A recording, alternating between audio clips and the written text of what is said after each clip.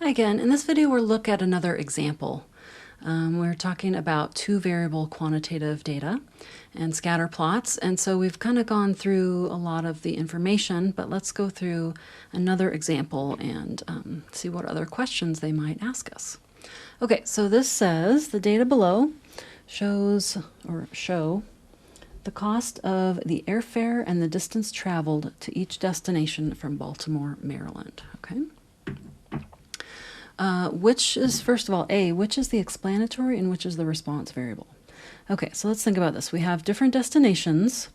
We're flying, and we have the airfare dollars. Okay, I think we probably should double or triple these numbers to get some more recent numbers. I can't imagine flying anywhere for $178 or $98. Okay, so miles. Would miles influence the airfare, or would the airfare influence the miles? Okay, the miles is the independent, right? So that's the explanatory. So distance is the explanatory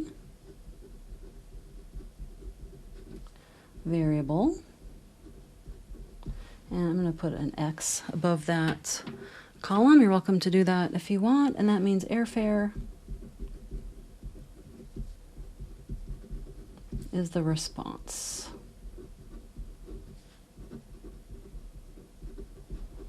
Variable, so I'm going to label that Y above the airfare column.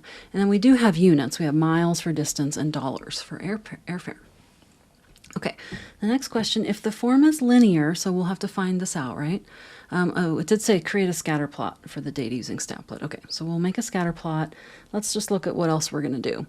If the form is linear, what is the regression equation and correlation between the airfare and the distance of the flight? Okay, so let's go ahead and put our data in. So I am going to go to the Word doc and copy over, but you could also type it in. I'm going to go to Statplet, and I need to just refresh. Back on the Statplet homepage, you'll have a direct link also, but this under data analysis, which is where we started in the class, two quantitative variables is second from the bottom. And we have explanatory and response. So let me paste my distance in miles into the I can only do one thing at once, into the name field for the explanatory, and then I'm pasting airfare in dollars into the name or description of the Y. Now let me grab the data. So I'm going to pull the column for the miles and paste that in this top row, and then I'm going to pull the column for the Y values. Copy that and paste it in. Okay, so I'm doing 4 copy and paste essentially, which to me I think is faster than trying to type everything in. And also, if you keep in mind, if you're typing, it's just more likely to have a typo as well. We don't want that. Okay, I'm going to click Begin Analysis. We've got our scatter plot. Does this look like a linear pattern? Because we're only doing linear patterns in our class, and the correlation only applies if it's linear. Okay, so calculate correlation. It does look like a fairly linear. I don't really see a curve. You know, it kind of generally goes up from left to right, and then there's a few points way down low on the airfare, and then there's some high point kind of way up here. So it seems to kind of balance itself out into a line. Okay, so what is the regression equation and correlation? So correlation, it does seem to fit a linear pattern, and I'm go ahead and click calculate correlation and calculate least squares regression. Okay, it does pull up a residual plot. I didn't mention that last time. There's 2 residual plots here, so I'll explain that with this one. But first, let's answer these questions. So it says, let me go back to the notes. Oops, not that one.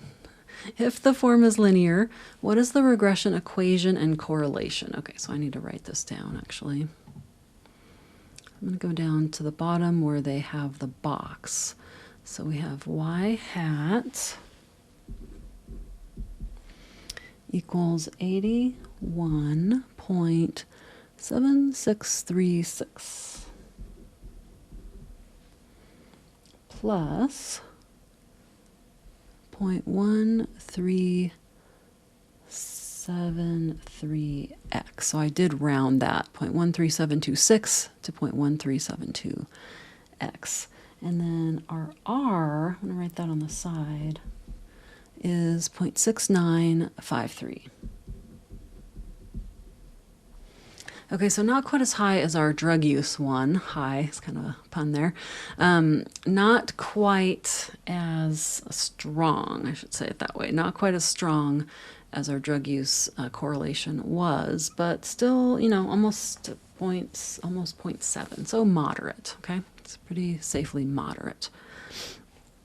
Okay, so let me show you what I wrote in the notes.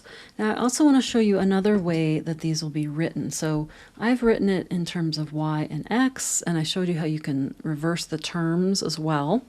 Sometimes instead of the variable x and y, you'll see the variable name. So our y is airfare. So you might see in some programs where they write out airfare and they put a big hat over it. So it's like airfare hat equals 81.7636 plus 0.1373, and then they would have distance. Okay, so some programs will actually write it out in terms of the variables, which is nice because then you're not always trying to figure out what is x and what is y. Okay, so next we're going to write a description of the association. Okay, so this is where we use our vocabulary for association. And remember, we had our 4 things: direction, form, strength, and unusual features. You can try this if you want. You have the information, so feel free to pause if you want and then come back. Okay, description. So I'm going to say the association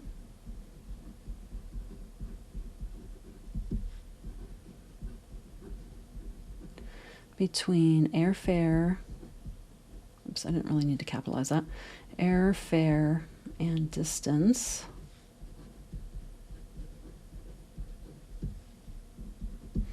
is, okay, I'm just going to go in direction. You can put these, they're adjectives, so you can get them all in one sentence often. It was positive, right? It's going up from left to right. I'm sorry, wrong thing. It's going up, so it's increasing from left to right, so it's positive. We said it's moderate because of the correlation, and it is linear. Okay, so I can put those 3 adjectives in any order. So I'll say positive, moderate,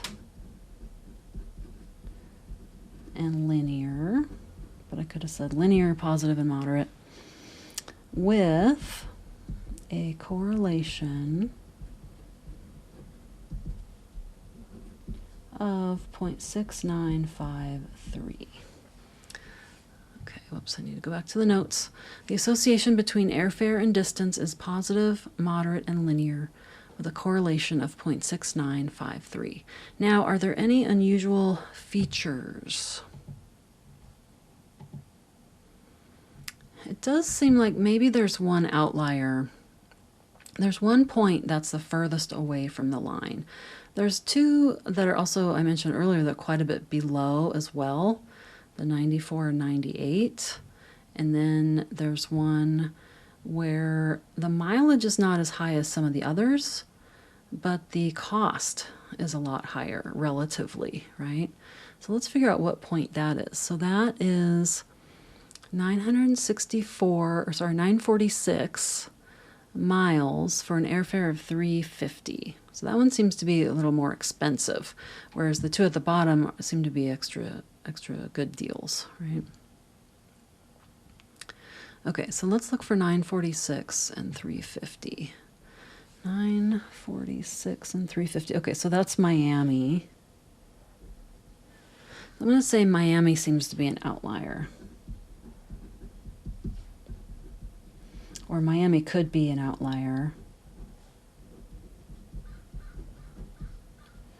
Maybe it could be an outlier. I'll just end it right there, okay? Now, again, there are more tests to determine what is an outlier, just beyond the scope of this class, so just another opportunity to take more statistics. I feel like I'm saying that a lot, broken record. Okay, let's talk about residuals now.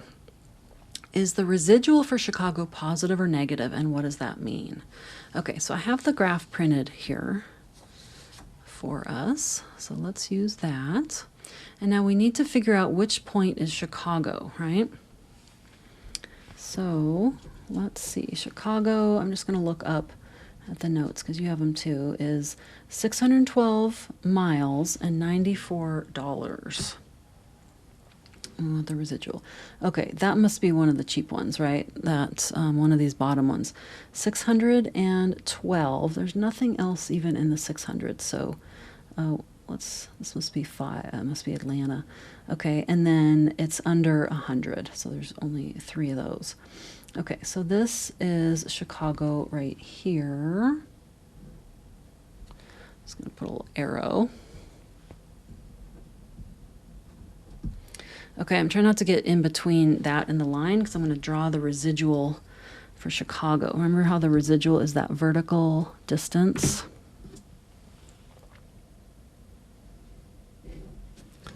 Okay, so that's the value. If we were to subtract, we'd get the actual value of the residuals. But in this class, we're just going to go positive or negative. And what does that mean? Okay, so remember we talked about how it's below the line. So that would be a negative residual. The actual data point is below the line. So it's a negative residual. So the residual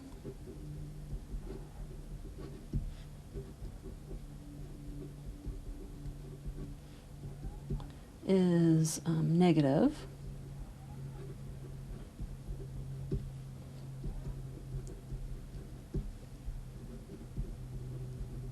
Which means the model, remember when we're talking underestimation and overestimation, we talk about the model first because the model is the thing where the error is. The data, data vary, and so these points are what they are, but our model is the one with the error in it. So we say the model would overestimate. So it's kind of the opposite of the negative. It means the model overestimates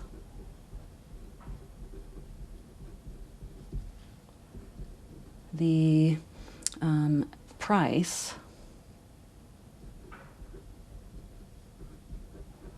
for airfare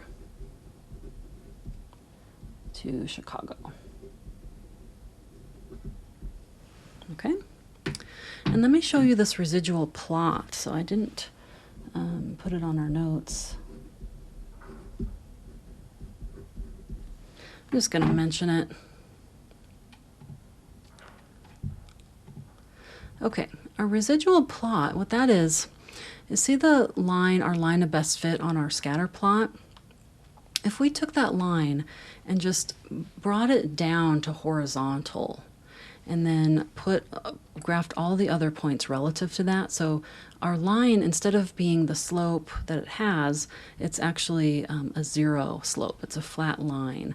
And then we can see what it does is it just kind of flattens everything out so we can see the values of the residuals without being on a slant. And that just makes it a little easier sometimes to catch patterns that we didn't see before. So you see this line going across a horizontal line at 0. Think of that as the model. And then the residuals, all the positive ones are above the line, and all the negative ones are below. It's like Miami is, are these scales the same? Yeah, okay, so Miami is right up here. So I love that they graph these on the same scale. This is one reason I love Staplet, because it gives you the residual plot. You don't have to make it yourself. And then down below that, there's a dot plot of the residuals. And we have a very small data set here because we're learning. We should have a normal curve on the residuals. So there's just other tests that go beyond the scope of this class.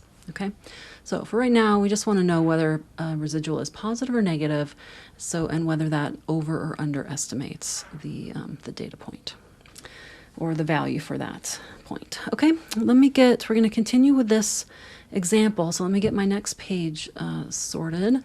I'll go back to the notes and I'll be right back. Okay, so I've got my next page here, and this is about making predictions.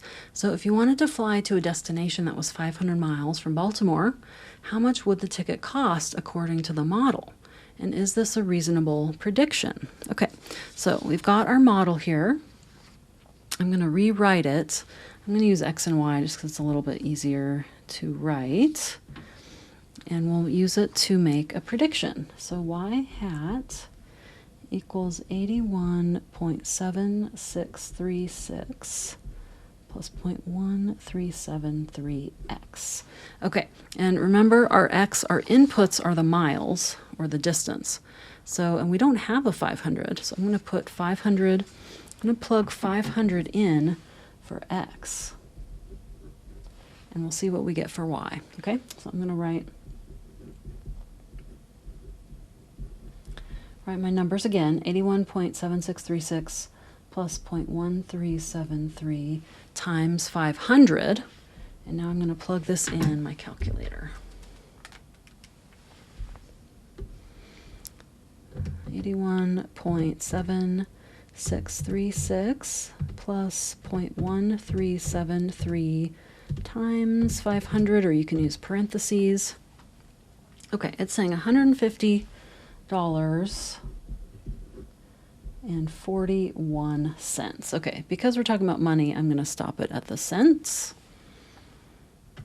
Okay, does that seem like a reasonable prediction? Well, given this data, yes, but in terms of, I think I need to update this. It's pretty cheap. I wish.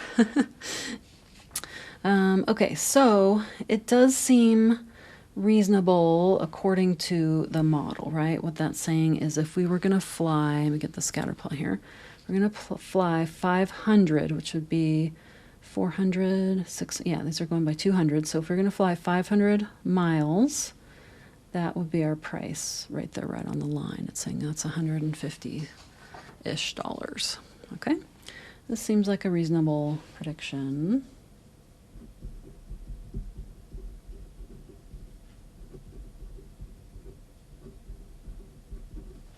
This seems reasonable given our data. Airline prices fluctuate so much too. It's really interesting. Okay, here's the next question. If you wanted to fly to Sydney, Australia from Baltimore, which is 9,782 miles, what would the ticket cost? And do you think this is a good prediction? Okay, so let's see what the ticket would cost first. Since I've got my model up here in green, I'm not going to rewrite it, but I'm going to go ahead and plug in the 9,782. So I'm going to write y hat equals 81.7636 plus 0.1373 times 9,782. Okay, this is going to be a lot more money, isn't it? It's not going to be $150. 81.7636 plus 0.1373 times 9,782. Yeah, 1,400. Actually, that seems pretty reasonable. So again, these might be old prices. $1,424. $1,424.83. Okay, so do you think this is a good prediction? Let's look at our data again. Let's look at what we're using to make this prediction, okay? So first of all, we have all U.S. destinations, right? So this is international travel. So would that make a difference? I think it's possible that an international flight would be more. And then what's our range of X values? So it might be easier to see on the graph. We've got just under 200 miles up to a little bit over 1,400. Looks like 1,500 was our highest. That was Denver.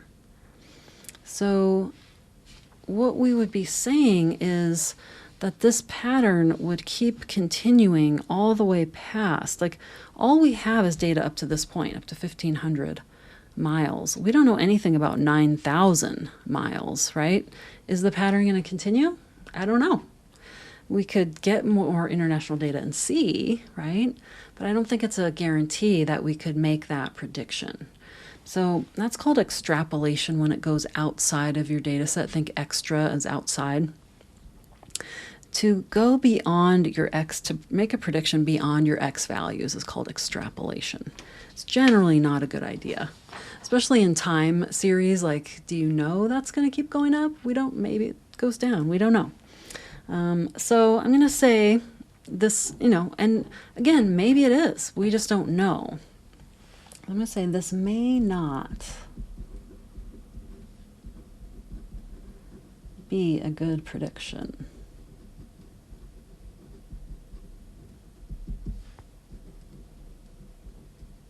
For two reasons. One, international, so it's a different type of flight to Sydney, Australia.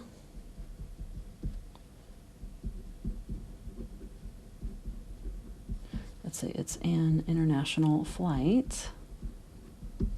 So it doesn't match our data.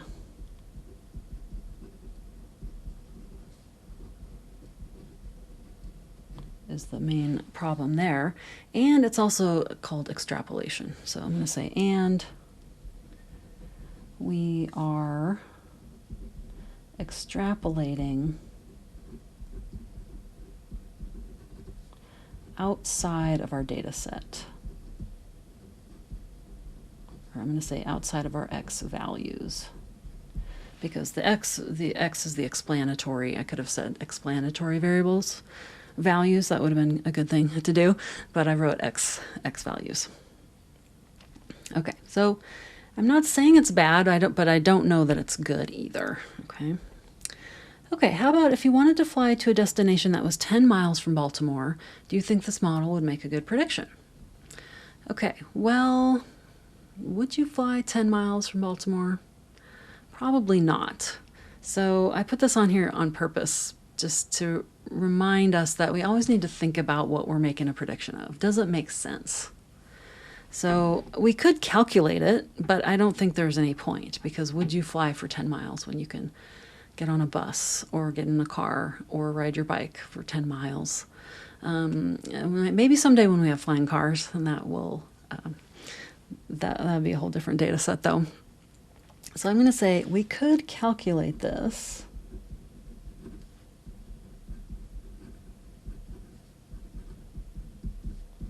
But it doesn't make sense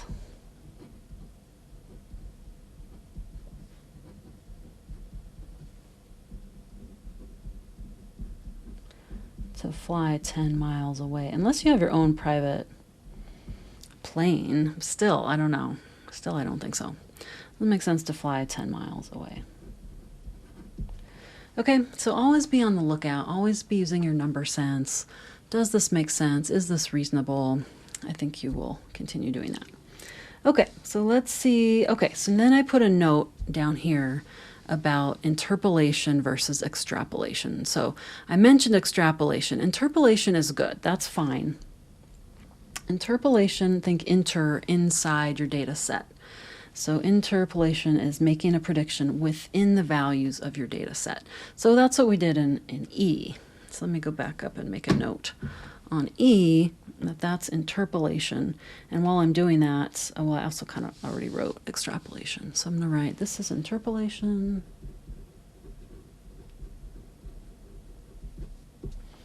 And then I already wrote it, but to make it more clear, that's extrapolation. Okay, so interpolation is making a prediction within the X values or data set. That's what we normally do. That's why we're trying to do this.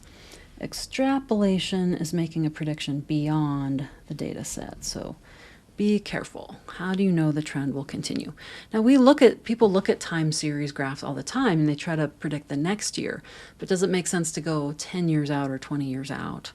And even the next year, you just don't know what's going to happen. So you can try to look at trends, but it doesn't guarantee that that's what's going to happen. Okay, great. Thank you for watching this, and I'll see you in the next video.